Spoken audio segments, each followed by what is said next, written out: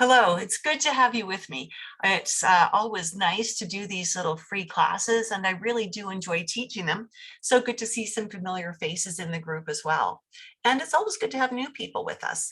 Today we are talking about iridology, and we're talking about, is it a diagnostic tool or is it an assessment tool? And we're going to talk about how to use it in a clinical practice. To that end, we're going to be doing 5 case studies today and looking at the information eyes can give us and how that helps us in our clinical study. Just before we get rolling though, I would love it if you would play with me, and in the chat box, just let me know where you're from and let me know if you have any iridology background. I'm going to give you just a moment to put that in so that I can tailor make this presentation to your level of expertise. Right? It does no good for me to talk in highfalutin terms if you don't have a foundation, right? So let me know where you are. We've got Dina from Utah. Oh, welcome. I like Utah. I went to university in Utah. Limited background with books and online. Fantastic. Well, I'm glad you're with us today. Anyone else want to weigh in on this with us? While we're waiting for that, for just another moment, we do want to understand that diagnosis is technically something that is limited to licensed medical professionals, and that diagnosing means naming a disease. Now, as I see that as a practitioner, as a natural health practitioner, diagnosing is not necessarily a useful thing. Because what if we give the situation the wrong name? You know, if we've got someone who's constantly nauseated and we give it a name, maybe we're going to call it, oh, I don't know, pancreatitis. And we're wrong as holistic practitioners, it was really anxiety, then we've treated them entirely the wrong way. We've given them the wrong answers to their problem. We know that that diagnosis, according to a study published in the British Medical Journal, volume 22, issue supplement 2, if you care to look it up, suggests that based on autopsies, at least 20% of diagnoses are incorrect. Okay, so that's a pretty telling fact, considering these are medical practitioners who have access to lab tests, right? So maybe we don't actually want to be naming diseases. We have all heard of cases where once the disease label is attached, it's very hard to remove. And doctors who look at that person's file after that tend to not want to contradict what a previous colleague has said. So that can be a real problem. So the question that we need to be asking here is, what is going to be more valuable, diagnosing? And if you're a licensed medical professional, diagnose all you want, but don't do it from iridology. The rest of us really want to be focusing on assessing, on understanding the pathways that are out of balance in the body and why they're out of balance so that we can bring them back into balance. It doesn't matter what the disease is named if we understand the pathways. So let's dive into our first case study. This is a 10-year-old boy. And when he first came to me, he was in the process of being diagnosed by his doctor, going through the process to decide if he had ADD or ADHD, probably ADHD in his case with his behavioral tendencies. Now, that's all fine and dandy to label him with ADHD, but what is the pathway the medical world does with that? They medicate, right? These kids end up on street legal speed on amphetamines, and and then they're on it forever. They never get to get off that because of the diagnosis. Now, what I know is that when I see these contraction froze, these rings that go around and around, when I see these, I know this is a person who burns through B vitamins very quickly, and vitamin C and calcium and magnesium. I also know that these people take on more than they can handle and that they internalize their stress. I also know that when these people are low in those nutrients, they have a hard time focusing on one thing. It's been my experience that all children, all people who've had a diagnosis of ADD or ADHD have contraction furrows, but not everyone who has contraction furrows has ADD, ADHD. Does that make sense? So Dean is asking, is there a difference in iridology for ADHD and autism? I have limited exposure to autism. The challenge I have, even though I've got 2 grandchildren, one who's severely autistic and one who is on the spectrum, is I can't get them to sit still for 10 seconds for me to get good eye photos. So I cannot tell you about their eyes. Now, one of our grandchildren had a lot of genetic testing done, and there is no genetic reason for her to have autism. The other one had genetic testing done, and there is genetic reason for him to have autism. So if there's no genetic reason, there may not be an indication in the iris, but there might be in the sclera, right? So we cannot use the eyes to differentiate things like this, in my opinion. So again, when we see these contraction furrows, we know this is someone who internalizes their stress. And every person I've seen who's had a diagnosis of ADD or ADHD has had these rings. I have a lot of clients who have these rings, but they don't have ADD or ADHD. They may have depression, they may have anxiety. So there's a lot of things that these rings can help us to understand why the client has those symptoms. We want to make sure, of course, that the first thing that we do is that we nourish these people properly, that we get them off caffeine, that we get them off sugar, that we get them off refined foods, that we make sure their protein levels are good, and we need to make sure that they are getting enough of the right kinds of B vitamins, vitamin C, calcium, and magnesium. So when we see these rings, we cannot diagnose ADHD or ADD or any specific mental health concern. But if this person comes in and they say being evaluated for this problem, or if you have enough expertise to recognize, for example, depression or anxiety as just a couple of things, when you see them, then these rings help you understand why that client has those symptoms. This is an assessment tool. It helps us to understand. It's not a diagnostic tool. It doesn't give us names. Does that help you?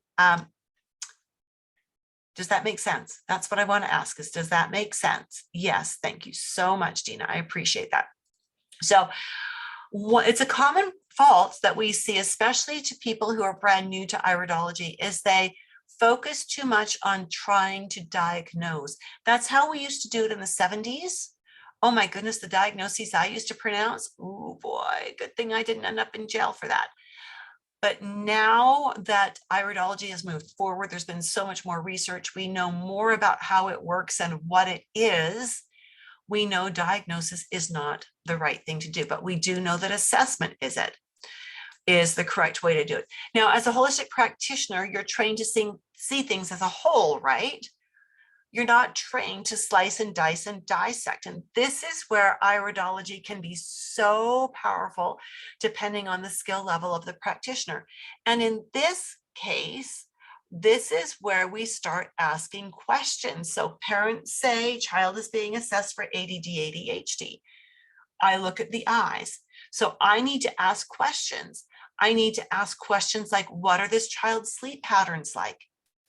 How does he handle stress, frustration? Does he get anxious? What is his favorite learning method? Is he auditory, visual, kinesthetic?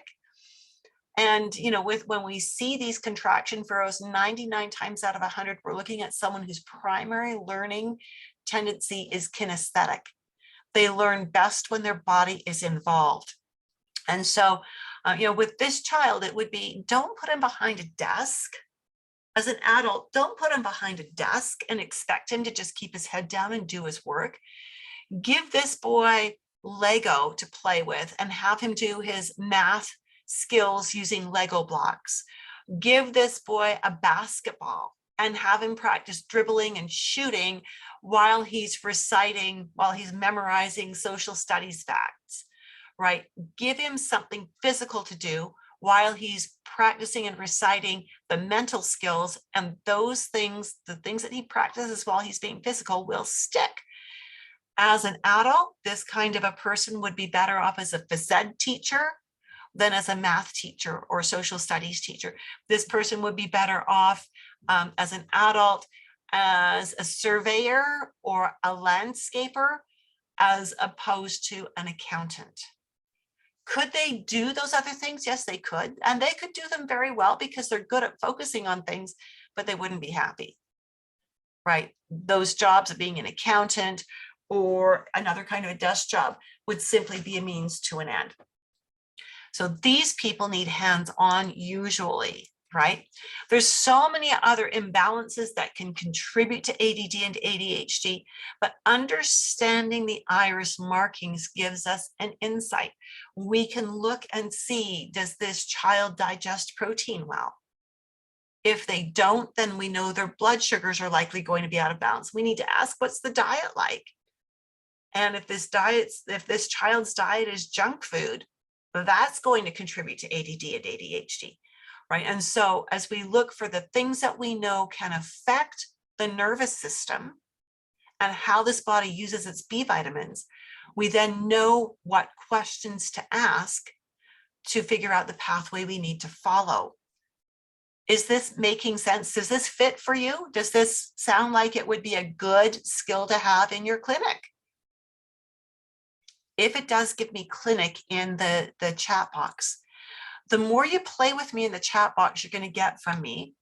Shanna says, yes, it's fascinating. Clinic, fantastic. Thank you so much for that, Shanna. The more you play with me, the more you comment, the more you're going to get out of me. The more I feel like you're asleep or you're just lurking, the less you're going to get out of me. Engagement counts here. This is another one of my clients. She came to me in her mid-20s. She wanted to have babies, and she came to me with a diagnosis of polycystic ovarian syndrome. She'd had one miscarriage, a tubal pregnancy, which is very common with PCOS, and she had lost that tube. So now she was very afraid that with one tube, she might not be as fertile. She has, as we look at her eyes, a common conclusion that a lot of iridology practitioners are going to make is they automatically look for specific markers that relate to ovaries, pituitary, and uterus, particularly when we're looking at PCOS. But PCOS is so much more than that. And it doesn't just include the reproductive organs, because PCOS is a metabolic disorder. Now, this is one of the reasons why I insist that students coming into my class have a college level anatomy and physiology course under their belt, whether they're coming from a nursing background or a massage background, or maybe they had to do a college level A&P for some other certifications that they've accomplished. You have to have an A&P to get into my course, because we go deep into connections. And if you don't know A&P, you don't follow the connections. So as we look at this young woman's eyes, we see a little marking here in an ovary. We see a little marking here that could be possibly uterus. But what we see more specifically is the predisposition towards metabolic imbalance, to endocrine imbalance. She had actually put on 60 pounds the year previously for no good reason. And so as we looked at her, we had to check out what was her weight gain like? What are her menstrual cycles? Well, the weight was going on and the menstrual cycles were getting further and further apart and less predictable. In her irides, we see that she is what we call the polyglandular constitution. Actually, she's connective tissue, which often includes elements of polyglandular.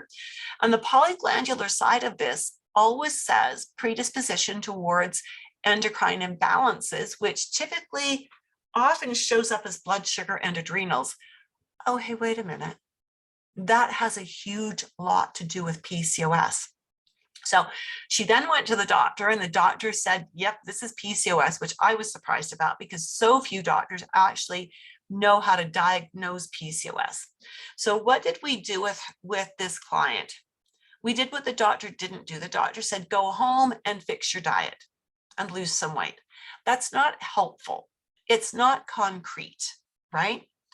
And so when she came back to me, she said, this is the diagnosis. And I said, well, that's what I suspected. She had all the hallmarks of PCOS, but of course I can't diagnose that. And so we outlined a very strict nutrition program. We got rid of all of the refined foods. Her diet was primarily refined foods. We bumped up her protein. We got her eating leafy greens and lots of low carb vegetables. We pumped her full of the right kinds of vitamins and minerals and supplements. And she lost 60 pounds in about 5 months. And we didn't have her on a calorie restricted diet. We just corrected her diet.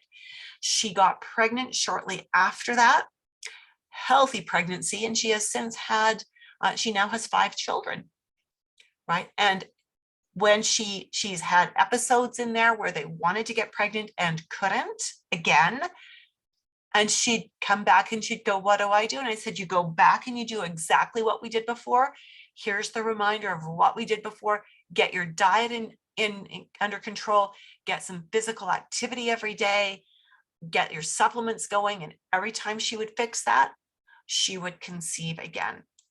On her most recent pregnancy, she, after she did all the right things to get pregnant, she slipped and let her diet go, and she developed gestational diabetes, which she didn't want to have because she wanted a home birth. She didn't want any interventions. And of course, with gestational diabetes, they want to induce at 37 weeks, and all the interventions start racking up. So she came back in and she was panicking, and she said, what do I do? And I said, you do exactly what you did to get pregnant. Get back on that healthy eating program. Get back on being physically active. Only now you need a 20-minute walk after each meal. And she totally organized it. She got her blood sugars completely under control, to the point that when her baby was born, instead of being 9 pounds plus, the baby was just under 6 pounds. And the nurses were going, this can't be a gestational diabetic baby. They're always huge. And it was like, no, she really reined herself in and did a good job.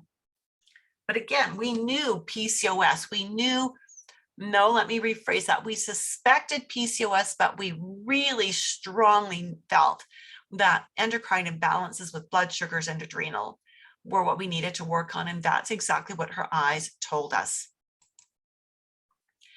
This is another one of my clients who came to me in her mid-30s. She came in with her husband. They had been trying for 3 years to conceive. And they came in on the recommendation of a friend whom I had helped. And so as we're talking, she says, we've been trying for 3 years. We want to get pregnant. So I started asking questions of, tell me what your doctor has said. Well, the doctor just said, take Clomid. Oh, okay. That's not a great answer in my opinion. So then it was, how far apart are your periods? Well, they're 90 days. All right, that's stroke 1 for PCOS. And then I asked, have the doctors tested your blood sugars? Yes. What have they said? Oh, I'm type 2 diabetic. There's strike 2 for PCOS, right? Because PCOS and insulin resistance type 2 diabetes are best friends. Although she didn't have a weight problem. She was the most petite, slender little Asian woman I've ever met. So looking at her eyes, notice PCOS, and her previous eye, this one was also PCOS. Notice how different they are.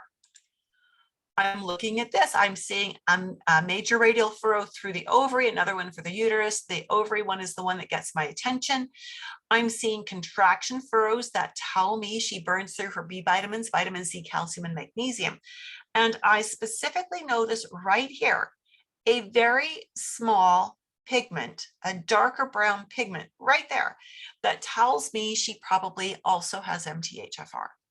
MTHFR and PCOS go hand in hand. And if you give this client the wrong type of B vitamins, you're going to make things worse. So with that, we fixed her diet because her diet was absolutely awful. And bless her husband, he saw the panic on her face when we were talking about diet. And he said, don't worry, darling, I'll take over meal preparation. You just have to eat what I make. And he did. He kept his word. He was an absolute gem. And we got her blood sugars completely regulated, got her off metformin, right? And it took 18 months, but they finally conceived. Had a beautiful baby, did not develop gestational diabetes, and had a 3-hour labor and delivery. For a first with such a petite woman, that's like amazing, right? So the things that were the giveaways for on her eyes, totally different from the other PCOS case. The contraction furrows, where that pigment is, and where the major radial furrows are sitting, right? That gave me the information I needed to know how to address the situation. I wasn't diagnosing PCOS. I was thinking PCOS, especially based on, her menstrual cycles and the type 2 diabetes diagnosis from her doctor. And when her doctor then said, oh yeah, this is PCOS, it's like, well, we kind of had that figured out, doc. Thanks so much. Right. But we could deduce from her eyes that we had to work on blood sugars and hormones, and we could figure out why we needed to. Even this little white haze at the edge tells us that liver doesn't want to balance carbohydrates properly, and that it's probably going to throw her into triglycerides, which it did, right? And so we knew how to work with this. And we did. She brought in her labs from her doctor every appointment, and we used that to confirm what we had already deduced. So is this making sense? How two very different eyes can actually give us the same story and end us up in the same place? Shanna's saying yes. Excellent, excellent. This is so important. This is what's wrong with social media iris diagnosis, because that's what they're doing. They're saying everybody who has this set of markers will have the exact same problem, because they're not looking at those markers in the context of what the client's health concerns are. When we are assessing, we always need to know what the client's health concerns are. We always need to have that conversation. That is what makes the style of iridology that I use holistic. If you're not having a conversation with your client, if you're not understanding who your client is and where they're coming from, you're not practicing holism. You're practicing allopathy, right? So having said that, I'm going to take a moment to introduce myself. I've been yakking at you for 20 minutes now, and some of you know me, some of you are my students, so this is fun. We've got some of my students in the group today, and some of you have been with me in my Facebook group for a while, and some of you I think are brand new to me, so congratulations on being here. My name is Judith Cobb. I am a level 3 certified iridology instructor. There are only 8 of us in the world. This is a new level of iridology instructor that was added about almost 2 years ago. And I was one of the first three to jump on and do the course and get certified, pass the test, and on we go. Teaching iridology is a passion of mine. Now you look at this and you say 2022 to 2024. I've been a certified iridologist with IPA and a certified instructor for many more years than that. We simply have to do CEUs and proof of upgrade every 2 years, and then they give us a new badge with a new date. I've been in the holistic healing industry since I started studying in 1979, and I have been a health coach since 1980. I practice iridology, herbology, nutrition. I've designed and taught many different courses, designed and written and self-published and self-distributed several books over the years. They're all out of print, except for the iridology textbook that I've designed for my course. And here's my other credentials. With nutrition, I'm affiliated with the Canadian Association of Holistic Nutrition Professionals and the Canadian Association of Natural Nutritional Practitioners. These, again, are organizations where you have to prove training in order to apply for membership. And the Alberta Herbalist Association, again, had to prove my training there in order to be approved for a professional membership there. So I've been at this for many years, and I teach from that perspective. I don't teach from a canned perspective, because we learn as we go, right? We learn good stuff to start with, but then practical experience does count for a lot. So when I'm teaching iridology, I do integrate some herbology and some nutrition. I don't teach those in the scope of the iridology course. But if you have come to the course with a nutrition background, when we're doing our practices at the end of each class, I'm going to ask you to answer questions using your nutrition.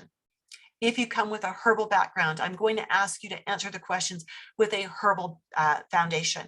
If you do aromatherapy, I'm going to want aromatherapy answers from you, right? Because that is, it's critical that you learn how to integrate this. And that's how I teach. I teach integration of what you know, and then we build on it. All righty, Shanna, thanks for letting me know that you're going to be a lurker for a bit. So glad you're staying with us. Let's do another case study. People think that dark brown eyes are hard to read. Sometimes the pigment is extremely dark, and you need to know how to use your photography to make them a little more readable. And then you need to document what you've done to that photo so that you can be consistent with future photos with that person, right? These eyes were not that dark. This was a 20-year-old young woman who came to me, and her concern was weight gain. She was home from university for the Christmas break, and she'd been to her doctor. They'd run some labs. The doctor said, well, you're menopausal. She's 20 years old. Doctor blew it.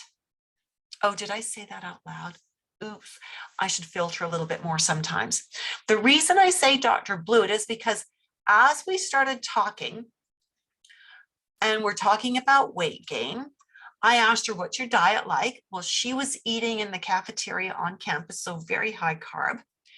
I asked her, was she getting physical activity? Well, she didn't have a car at school, so just walking on campus, which wasn't enough. She was on a small campus. So then I asked her about her menstrual cycles. She said, oh, they're regular. And I said, so you have one every 4 weeks? And she said, no, they're 4 weeks late. They're always 4 weeks late. So her cycles were actually 8 weeks apart. Tick 1 for PCOS. Weight gain, tick 2 for PCOS. High carb diet, tick 3 for insulin resistance and PCOS, right? So I kept asking questions. Do you see right here? And I've blown it up right here. This iris fiber is lifted right up off the surface of the eye. This is the shadow being cast by the light, right? So when we see this fiber that is lifted right up off the surface right here, and there's another one down here as well, that tells us that she has a significant increased genetic risk of blood sugar disorders. So again, when we put together this, the fact that she has contraction furrows, burns through her B vitamins very quickly. You need your B vitamins for your liver, so your liver can handle your carbs properly, so you don't go into triglycerides or cholesterol in excess, right? And so we've got all of that tied together. We've got the fact that her cycles are far apart and that she's gaining weight. I couldn't say you have PCOS. So I asked, did the doctor happen to mention anything like PCOS or anything like that? And she said, no. And I'm thinking, I want to reach out and slap that doctor. Okay. So we had to go through and talk with her and work with her and coach her about how to change her diet, how to change her lifestyle. Did she have access to a kitchen in her apartment on campus? Yes, she did. Did she have a fridge and a stove there? Yes, she did. Was she open to the idea of cooking her own food? Yeah, it was just easier to eat on campus. Got it. Is there a grocery store within walking distance within 2 miles? She said, yeah, there is. I said, could you go there twice a week to pick up fresh vegetables and proteins that you could then prepare for yourself? Yes, I could. Great. We've dealt with a couple of things now. We've increased her physical activity. We've got her now working on preparing more protein and getting leafy greens. So then she went away to school, putting all of that into action. And she sent me an email just a few weeks later saying she was doing it, she was feeling great, and she was starting to lose weight. Haven't talked with her since, so I don't know how things have settled for her. But I do know that if she keeps on that pathway, the chances are very good that she will be able to reverse those hormone imbalances that we're saying that she was already menopausal, right? Now, the eyes teach us what questions to ask. They don't give us the answers. And so when we understand the markings in the eyes and we understand the client's symptoms, we can connect those to figure out, to understand what are the best questions to ask this client. That will give us the information we need to create our programs, right? Better questions give you better answers. Do you agree with that? If you do, give me answers in the comments box. Do better questions give you better answers? Dina says, yeah, answers, fantastic. And this is very critical. This again means understanding your anatomy and physiology, understanding the iris markings, and then being able to connect the dots, right? Jenna says, absolutely. Jenna is one of my students. Hi, Jenna. And so that was one of the most critical things. That is one of the most critical things that I teach my students. We practice questions every class. We look at eyes, we talk about the case. What are the markings you see that relate to the symptoms? What are the questions you need to ask, right?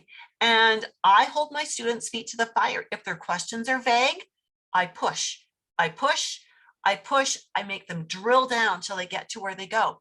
Yvonne says, that was good stuff. They give us the questions to ask. You can thank Bill Caradonna, who was one of the founders of the original iteration of the International Iridology Practitioners Association and one of the original teachers of this style. He's the one who taught me that. The eyes don't give us the answers, they give us the questions to ask. This is Michelle. Again, I do a lot of work with fertility and high-risk pregnancy. So she also came to me wanting to get pregnant. She and her husband had tried for a year with no luck. And so looking at her eyes, if you weren't taught how to find the questions to ask, you might just add the markers together.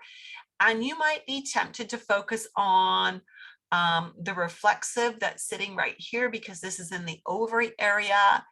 You might be thinking about the tophus that is sitting right here because that's lymphatic and it's ovary. So you might be focusing just on ovaries.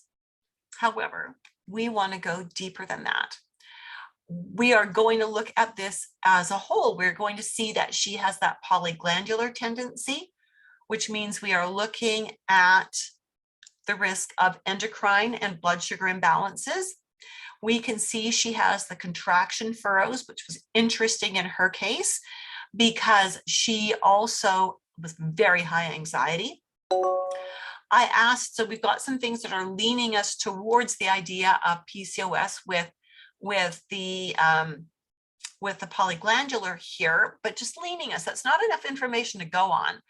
I asked her about her menstrual flow. She said, yeah, she has a period every month. They're pretty regular. So I asked about the flow because regular doesn't mean much. And she said, they're a smear on the toilet paper. She didn't even need to use a panty liner. Okay, so what does that tell you? And I'm asking that as a legit question here. I want to see it in the chat box. What does it tell you when a woman's menstrual flow is a smear on the toilet paper? This is where your A and P comes in. What does it tell you? Not a very robust uterine lining. Good job, Jenna. And if it's not a thick enough or robust enough uterine lining, why? I'm pushing. I want answers here. Why would the uterine lining not be robust or thick enough?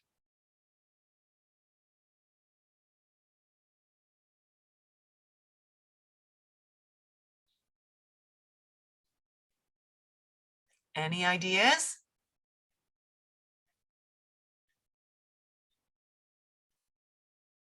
Low estrogen not triggering cellular reproduction. Yeah, that doesn't count. Hormone balance. Okay, yeah, all of this, fantastic. Fantastic. Imbalance. So she's polyglandular, which can be blood sugars, and it can be endocrine. In her case, it wasn't blood sugars. It was strictly reproductive hormone. Her TSH, her thyroid, T4, T3 were great. Her other hormones looked like they should be fine. But when I asked her, like her labs looked okay, but when I asked her about ovulation mucus, there was none, which tells me estrogen and progesterone are out to lunch. She may look okay on a lab test, but biologically, it wasn't enough for her body to work properly. So again, knowing those things, we worked really hard. We knew she needed her B vitamins in a specific form because she was MTHFR, which she didn't know, but I could tell from looking at her eyes. It was an interesting thing because she did get pregnant, and we were monitoring her very, very closely. We got her to where she had ovulation mucus, to where she actually needed a light pad for her period, which was great. Like, we were doing the happy dance on that one, because it meant now we had the hormones pushing in the right direction, more of an endometrial lining. So if she conceived, there was more likelihood of implantation. So that was great. But partway through her pregnancy, she did 23andMe. I had gotten used to the fact that she's a high anxiety girl.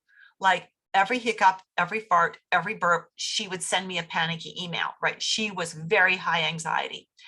And she sent me the results of her 23andMe, and it said MTHFR defect or anomaly. And she was panicking. Oh my goodness, is my baby going to be okay? This one looks so dangerous, blah, blah, blah. And I said, calm down, take a deep breath.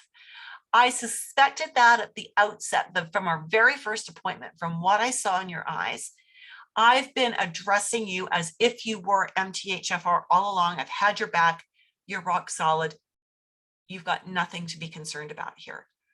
To which she went, oh my goodness, thank goodness, this is so good, right?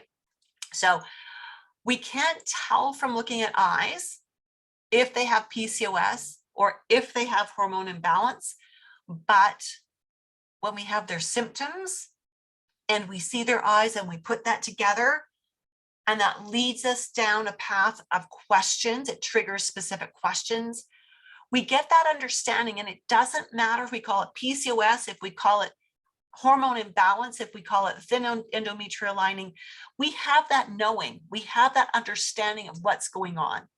And because we understand our nutrition or our herbology or whatever modalities you're using, you then are able to correct or to create a pathway for that.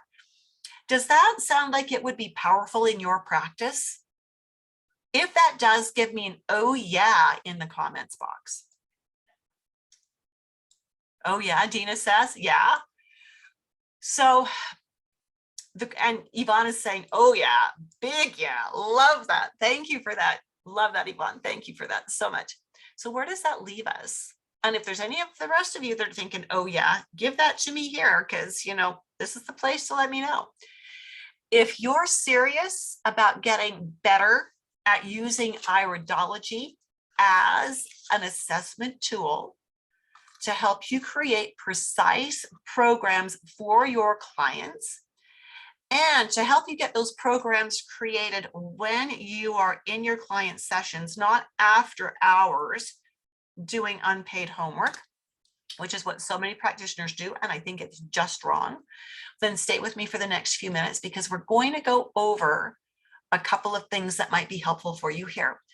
So the common challenge that I see with holistic professionals is that they go through when they're trying to apply iridology is they lack the ability to think through things like, they think one mark means one problem, which it doesn't, as we've seen. They've not been taught how to connect the marks to put the whole story together. And because of that, they lack the ability to trace the problem back to its root. So even people who've done iridology programs. I've even had certified iridologists come back to me or come to me and say, I know all the markings, but I don't know how to use this because their teachers didn't teach them that. I think that's a big gap. And it's something that I absolutely insist on doing. Iridology is a skill that requires practical and critical thinking. I want you to compare it to going to a surgeon. Would you like to go to a surgeon who is going to do open heart surgery on you, who sees everybody's problems exactly the same way, so he only knows one way to fix the problem? Or would you prefer a surgeon who is so well trained and has been taught to think on his feet, so that once he's got your chest cavity opened up, if he finds a surprise, he's not just going to stitch you back up and go, sorry, I can't do this. Instead, he's going to go, okay, let me think. We've got this going on. We know this about this patient. Therefore, we need to address that from this angle. I need this equipment and these materials. Would you rather have the first one who just goes, can't do it, or the second one? Give me a 1 or a 2 in the comments box. Someone who can think on their feet. Yeah, that's exactly what I think too. Yeah, Angie says she wants the 2. She wants the person who knows how to think. And so with that, then that's how I teach iridology. It's the same with iridology. You've seen that. You can look at an individual mark and it means one thing. But when you know how to connect the dots and think things through, you are so much more powerful with what you do.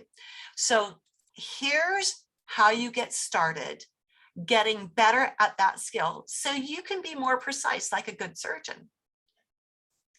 You need to start with understanding that iridology is an assessment tool. It's not a diagnostic tool. When we diagnose, we create a fence around the idea and it blocks our ability to think. We think we've got the answer, and so we stop.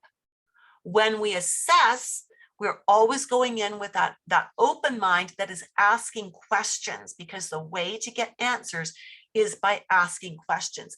Iridology points us to the questions we should ask. It guides us in our dietary recommendations while suggesting what the genetic potential is for an organ or system or a body. This is not diagnosing, it is assessing. So going back to the beginning of this, one of my 2 missions in life are to teach and mentor practitioners so that they can get their clients assessed and get their protocols created in their paid client session so you can think on your feet. My first appointment, which includes intake, iris assessment, program creation, and it's not an overwhelming program creation. It's a next steps program creation. Takes 75 minutes and it's done. And I'm not doing unpaid homework, right? The second mission in my world is to work with my students in a practical way where they can develop their skills by being not just taught, but also mentored. Right? This is so important. For the past several years, I've been teaching wellness practitioners, and I've been very selective about who I teach. They have to have anatomy and physiology under their belt to begin with. They have to have proof of that on a transcript as a separate course with a grade of over 80% for a couple of reasons. Number one, it's a requirement for certification with IPA. And number two, it means we can go so much deeper than 1 mark equals 1 thing. I want to go deep with my students. So with this, get my things to click through. If you've already got anatomy and physiology under your belt, and if you want to learn how the markers in an eye play off each other, how to connect them, how to track them, if you want to learn what questions the eyes want you to ask, if you want to learn how to think through those questions to come up with them, if you want to learn how to create programs your clients can be more successful implementing, and that means it's not everything they need to know to be healthy for the rest of their life. It's what they need to know to bump their health up one more notch. If you want to be mentored for the long term, and I am talking years here, not just when you're enrolled in the course, but for years, for the long term, then you might be interested in the Dynamic Iridology Assessment System program. This is the only live, online, fully mentored course for nutritionists, herbalists, naturopaths, RNs, massage therapists, people who've got that anatomy and physiology course already completed, who want to be able to streamline their clinical work without sacrificing client care. If anything, they want to enhance the rapport they have with their clients, and they want to really take this to the next step. So thank you, Dina. We will talk to you later. These practitioners that I work with want to be able to develop their client programs, stop overwhelming their clients. They want to help their clients be more compliant to get better results, and they want long-term retention. So important, so important. So the goal is to teach you constitutional iridology and how to use it confidently so you can easily integrate it with what you already know about nutrition and herbology, so you can get those programs created in your paid client sessions. Here's the thing about the course. The next one is starting on August 24th. There's only room for 10 students and enrollment is open now. In order to enroll, and if you're thinking, I think it sounds good, but I'm not totally sure, that's okay, because I want to talk to you personally. And that would be using this link, tiny URL. I'm going to type that in because I forgot to put it where I can grab it easily. tinyurl.com/dynamic. I can spell that on a good day. Iridology. Okay, we're going to publish that. There we go, in the chat box. You have to have a one-on-one Zoom meeting with me. This is not a high-pressure sales meeting. This is a meeting for us to talk about your goals, to talk about your background, to make sure you've got the A and P, to make sure that this is truly a good fit for you. I am very particular in that I only want students in the class, in the program, in my community, where this is a good fit. Maybe it's a good fit, maybe it's the wrong time for you. We'll figure that out as well. If it's not a good fit, if you need anatomy and physiology, I'll coach you as to where to go to get that. If it's really not a good fit, we'll talk about that, right? Because it needs to be a good fit. It's an investment of time. We're going to talk about that in a minute. And it's an investment of money. And if it's not a good fit, you're not going to be happy. This is Elaine Hedden. She has a master's degree as a physical therapist. I'm a holistic physical therapist, and I've wanted to study iridology for years, but just couldn't find the right instructor or school. Judith Cobb's iridology course has been the perfect fit. The caliber and organization of the coursework is professional. Her depth and breadth of knowledge in iridology, herbals, nutrition, and pathology is beyond most instructors, even some university professors. If you are a health professional wanting to expand your scope of practice by learning about the most up-to-date information on iridology, take the 20-week level 1 and level 2 class from Judith Cobb, worth every penny and every minute. I call level 1 and 2 dynamic iridology, just so you know how that translates across. Stephanie Morgan, also a graduate of the course. If you're thinking about this, don't put it off. I regret not signing up as soon as I learned about Judith. Was waiting for life to settle down. Hint, there's never a better time. Life is going to happen whether you're in class or not. I'm so thankful for Judith's approach. Every week I see clients leave the holistic office where I work dazed, overwhelmed, stupor. Far too many of them do not return. Stephanie went on to say, I just have praise for my student. I just have to praise my teacher for a minute. Those of you who know Judith from videos already recognize she's an amazing instructor. And what you may not realize is that students, graduates have access to Judith and training videos, and the alumni, even after the class is finished. She's a rare find in under-promise and over-deliver. I'm so thankful I was led to her website, and some of my other students down here agreed with that. Very cool. So the course itself is 20 weeks long, 20 lessons long. Sometimes we've got a Christmas break, or, you know, I need a break for whatever reason, but 20 lessons long, 2.5 or 2.25 hours. Sometimes they run 2.5 live webinar classes that are recorded for playback on demand. The course is interactive. You log on, join us on Zoom, just like this, only you have your mic and your camera open. So we have conversations limited to 10 students, so that I can make sure every student gets what they need. We do group mentoring twice each month. This is also done over Zoom. Students bring questions, extra questions that aren't addressed in class time. They might be working on a client case. Maybe they've got business development questions. Maybe they need help figuring out how to use their iridology camera that they just bought. So that's what the live group mentoring is about. Scheduled so you know when to plug it into your calendar to join us for that. This goes on not just while you're in the class, in the coursework, but even after. I've got graduates who graduated years ago, certified years ago, they still come back to office hours. We have a student and alumni MeWe group, so a social media group on the MeWe platform. MeWe doesn't censor what we say, so we can speak freely about holistic health there, which I really like. And again, this is only open to my students and alumni. You also, as a gift, receive a 225-page digital textbook. So your textbook is downloadable, and you have my permission to put that on a flash drive and take it and print up a copy for yourself. And 45 pages of study notes, also in a digital format. Download that and print it too. In the tuition, I include the mentoring for IPA certification. A lot of that happens in one-on-one setting, so that I know where you're at and I know when to say, I think you're ready for the final exam, because there is a final exam that IPA administers for certification. That certification exam is not included in your tuition.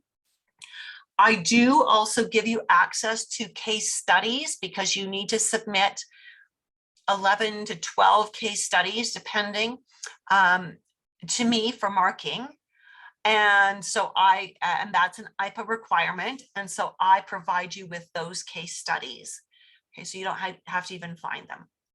So it's a full meal deal. It's the whole package. Again, the next course starts on August 24th, 11 a.m. to 1:30 p.m. Mountain Daylight Time. And partway through the course, we switch off of daylight time. So that, you know, just want to watch that a little bit. Registration is open, but you only get the registration link when I talk with you, if we decide it's a good fit, right? And that's really important, really, really important. So with that, my friends, any quick questions on anything we've talked about today? It's been so good having you with us. So good. I really hope that you'll take advantage of that link that I posted, tinyurl.com/dynamic-iridology, and schedule that one-on-one call. It's not a high pressure call. It's really just to find out if this is the right course, if you've got the right prerequisites, is this the right time, right? And we work from there. And with that, I'm not seeing any other questions come in. If anyone's typing in a question, use the raise hand icon so I know to wait for you.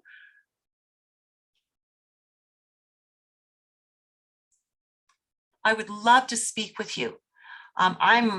Don't have any time open for calls until at least Tuesday, because I'm actually going to take the long weekend. Haven't taken a long weekend in, oh, let me see, that many years. So I'm getting away for a few days, looking forward to it. We're waiting for Yvonne. She's typing something, so she's got her hand raised. We'll give her a moment to type in what she needs to type in. Any questions from any of the rest of you about the course, about what we talked about today? If it's a general question on iridology, I can answer it.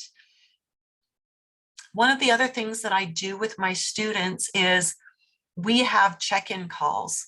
They're invited to have one-on-one progress interviews with me throughout the course and throughout the certification mentoring process, so that we make sure they can They've got everything they need. Classes on Thursdays and recorded if we cannot attend. Yes, every class is recorded. And you have access to those class recordings for 18 months from the start date. You have access also to pre-recorded videos that are about the topic. So those pre-recorded videos are factual only. There's none of the chit chat and stories and the pre-recorded stuff. You've got access to that. Is the pricing available on the website? No, it's not, Angie. I only talk about pricing with a student when I know that it's a good fit. Right, because I want to make sure that the right people have the right information. Yvonne's giving it a big thumbs up. Fantastic. Fantastic. So Angie, for pricing, again, book a call. Let's talk. Let's see if the course is the right fit, is a good fit. If it's a good fit, we'll talk about tuition. We'll talk about payment options. And, maybe it's not quite the right time for you, but that's okay. You'll at least have the information, right? I do not put thumb screws on anybody for any reason, because that's not good for you or for me.